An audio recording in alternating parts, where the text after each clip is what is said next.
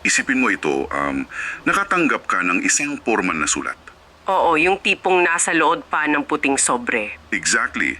Tapos, bago mo pa man basahin yung unang salita, bago mo pa makita kung ano ba yung hinihingi nila sa'yo o baka may ibinabalita sila, may nabuo na agad na impresyon sa isip mo.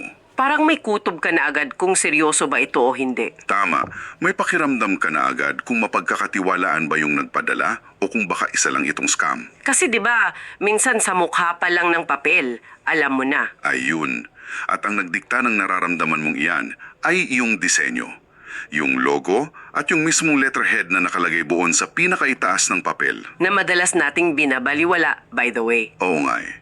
Kaya sa ating malalimang pagtatalakay ngayon, hihimayin natin itong material na ito na akala natin ay simpleng palamuti lang sa papel. Pero ang totoo, grabe, may napakalalim na psikolohiya na naglalaro sa mga linyang iyon. Para dyan ay napakaganda. Ito yung ILL lesson plan na ginawa ni Ginoong Geronimo Tolibas Jr. Para ito sa asignaturang LS1 Communication Skills in Filipino, di ba? Correct. Idinisenyo ito para sa mga mag-aaral ng ENE Junior High School sa ilalim ng ALS. Yung Alternative Learning System. Oo, yung ALS.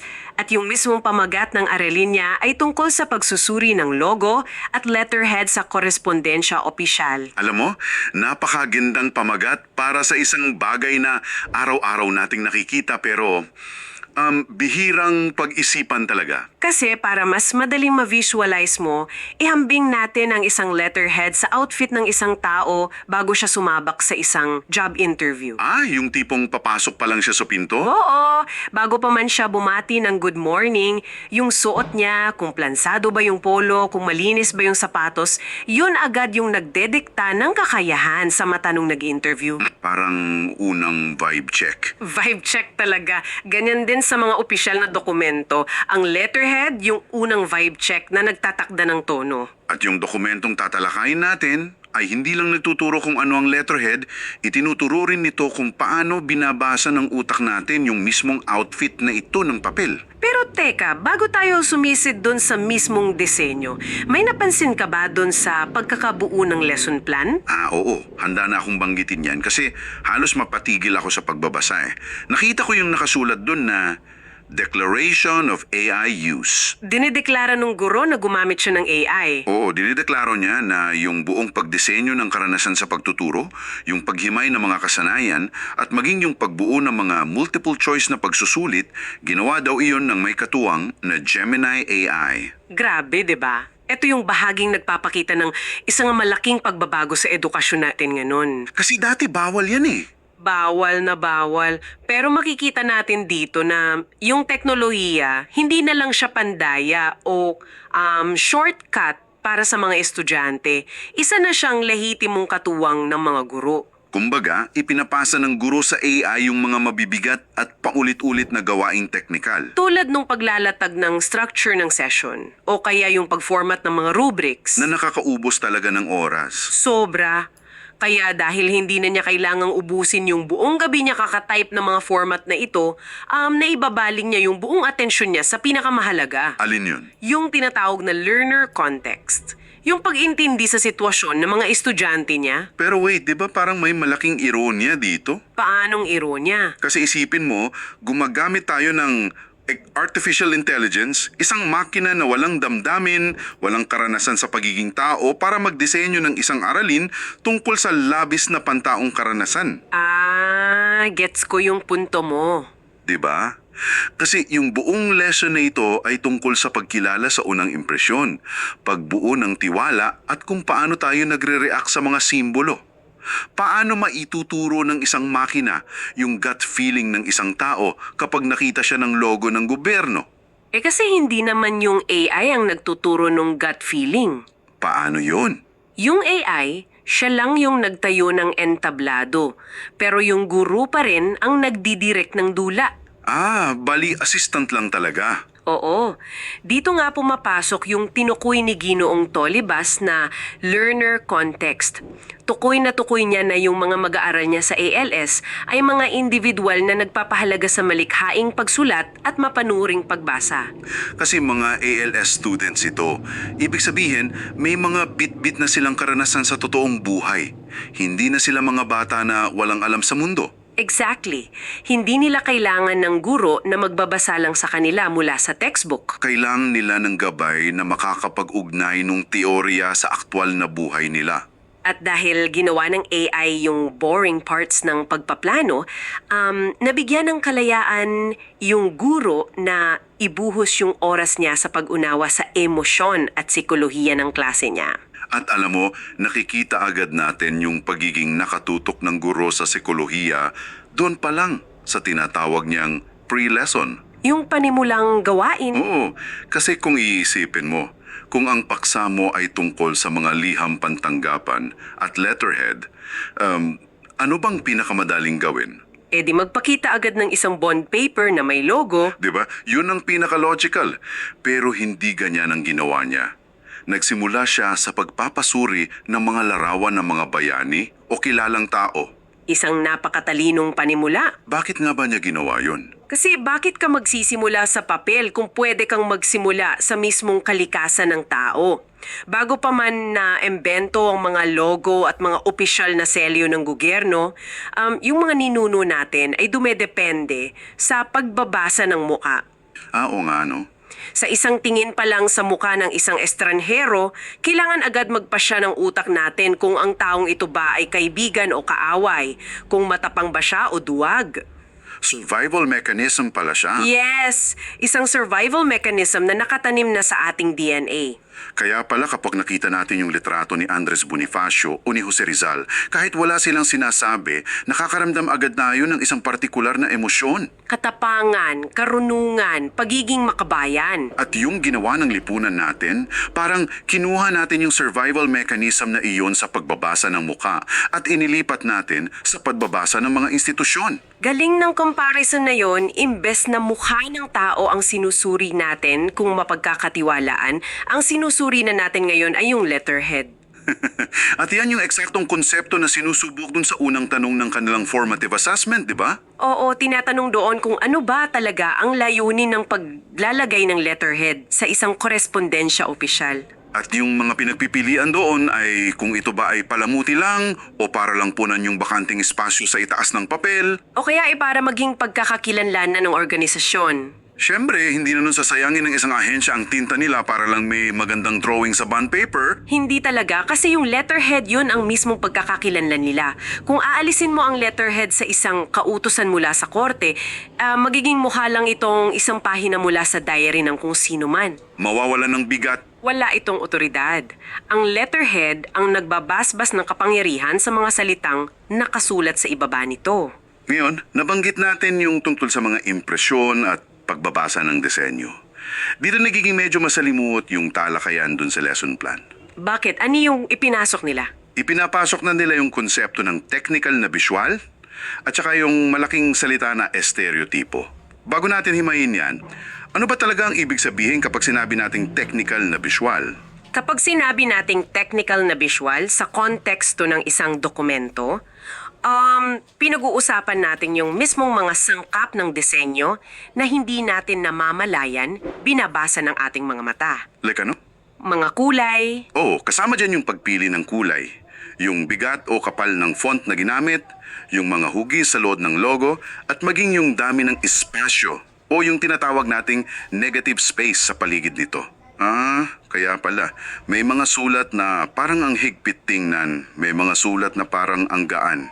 tama, halimbawa, ang isang font na malalaki at matigas ang kanto, nagpapahiwatig yon ng pagiging strikto at formal, habang ang mga font naman na pabilog ay mas nagmumukhang palakaibigan. So, lahat ng maliliit na detalyeng iyon pumapasok sa mata natin at mabilis na pinoproseso ng isip. Mabilis ang proseso talaga. At doon na pumapasok yung estereotipo. Kasi alam mo, madalas ginagamit yung salitang estereotipo sa negatibong paraan. Oo, yung panghuhusga sa isang tao nang hindi makatarungan. 'Di ba?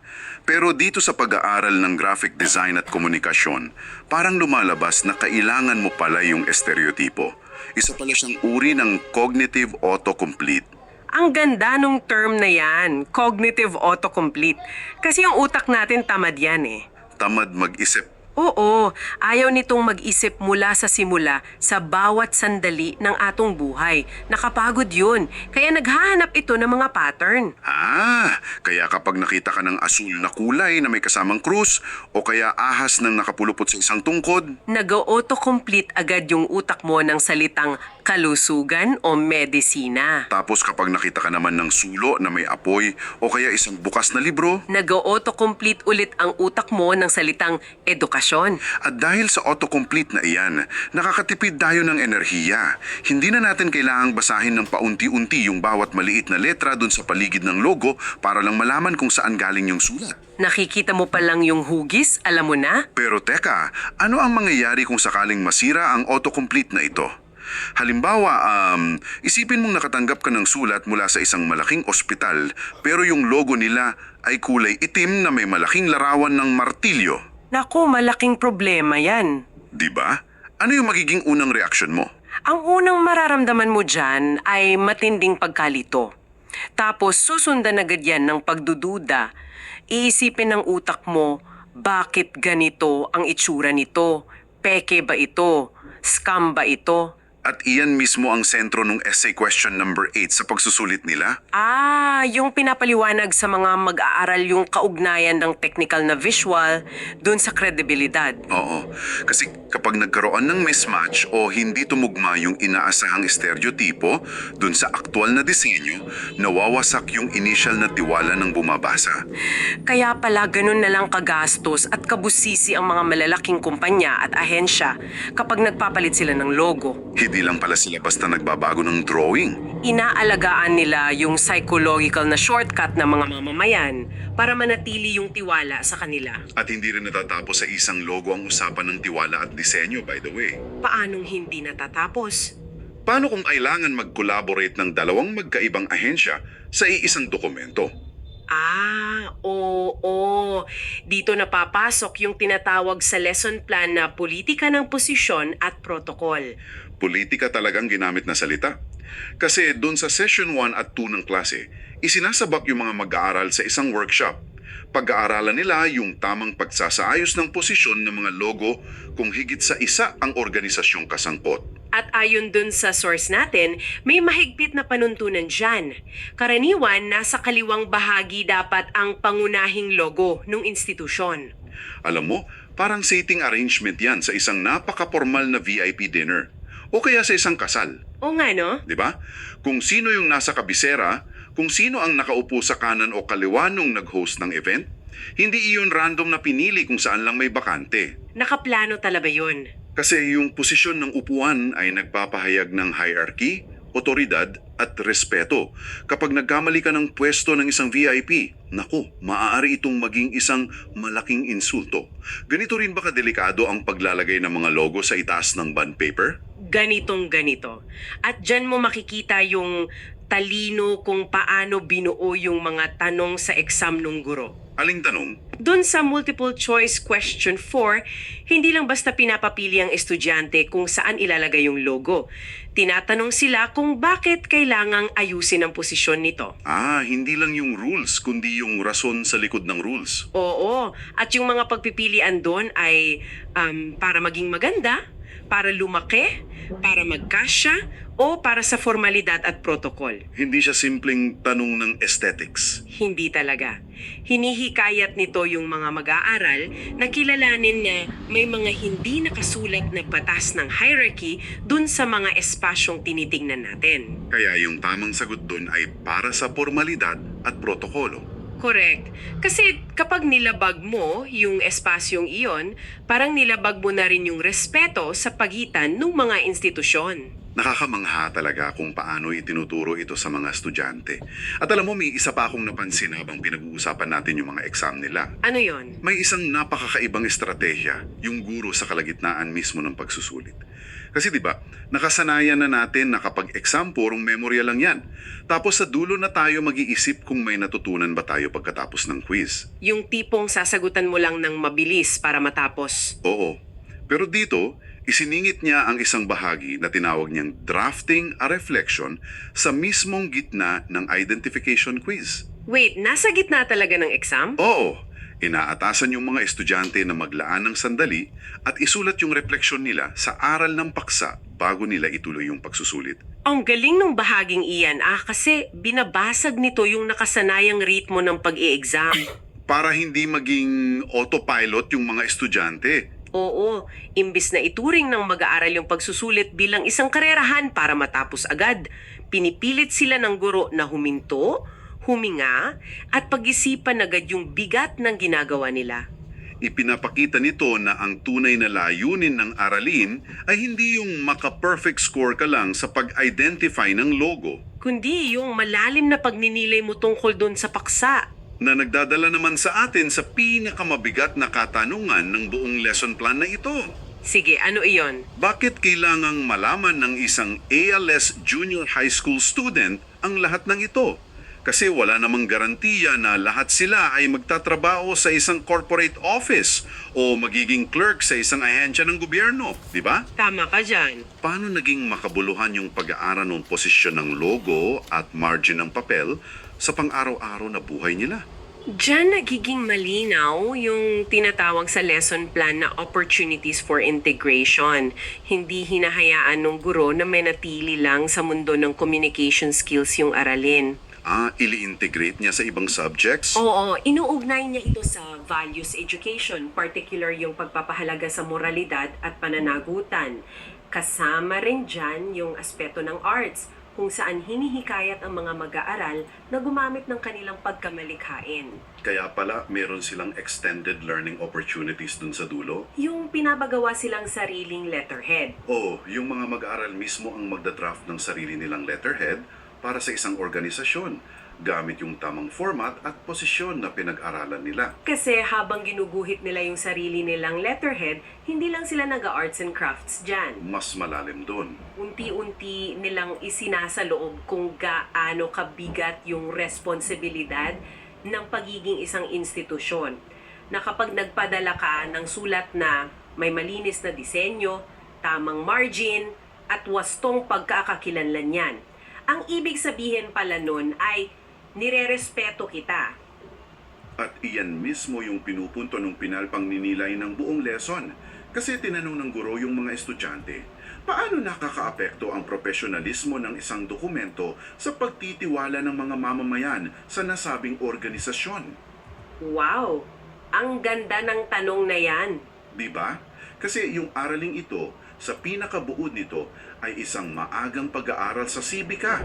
Civic duty talaga siya. Itinuturo nito sa mga mag-aaral kung anong uri ng ugnayan yung dapat asahan sa pagitan ng gobyerno o malaking institusyon at ng mga ordinaryong tao. Kasi kapag nakakatanggap ang isang mamamayan ng dokumentong malinis, walang mali sa protocol at maayos yung technical na visual, pinaparamdam ng institusyon na mahalaga yung oras at pagkataon ng babasa nito. Kaya ang simpleng kakayahan na makilatis ang isang formal na dokumento, hindi lang pala siya paghahanda para maging empleyado. Paghahanda ito para maging isang mapanuring mamamayan. Nagiging armado yung estudyante ng kaalaman kung paano siya dapat tratuhin ng mga institusyon na naglilingkod sa kanya. Kung yung mismong papel na ipinadala sa kanya ay magulo at hindi sumusunod sa protocol, May karapatan siyang mag-question sa kredibilidad ng prosesong pinagdadaanan niya. ito yung kapangyarihan ng isang kurikulum na hindi nakakakulong lang sa memorization. Mula doon sa pagbuo nito gamit yung Gemini AI na naglatag ng technical na balangkas, Hanggang sa maingat na pag-unawa ng guro sa mga mag-aaral niya. Lahat ng aspeto ay nakatutok sa iisang layunin. nahubugin yung isang individual na alam basahin hindi lang ang mga salita, kundi pati na rin yung mga hindi sinasalitang wika ng kapangyarihan at tiwala sa lipunan. Kaya para sa iyo na sumama sa ating malalimang pagtalakay, binalikan natin ang isang pambihirang halimbawa kung paano nag-i-evolve ang pagtuturo ngayon. Nakita natin kung paanong ang artificial intelligence ay nagiging tulay para mas lumitaw ang pagiging tao ng isang guro sa kanyang klase. At nahimay natin kung paano yung muka ng isang bayani ay nagiging batayan ng ating konsepto ng unang impresyon. At kung paanong ang ating utak ay gumagamit ng mga cognitive autocomplete at stereotipo sa kulay at hugis para mas mabilis na makabuo ng tiwala. At higit sa lahat, natutunan natin na ang espasyo at posisyon ng isang logo sa papel ay tahimik na nagdedikta ng protocol at respeto. Isang paglalakbay na nagpapatunayan na walang anumang bagay na inilagay sa isang opisyal na dokumento ng walang malalim na dahilan. Ang bawat linya, bawat espasyo at bawat kulay. Ay bahagi ng isang malaking sistema ng komunikasyon. Kaya bago tayo tuluyang magpaalam, iiwanan kita ng isang kaisipang maari mong bitbitin pagkatapos nito. Sa susunod na makatanggap ka ng isang official na sulat, baka isang memo mula sa HR sa trabaho o kaya ay isang demand letter mula sa isang kumpanya.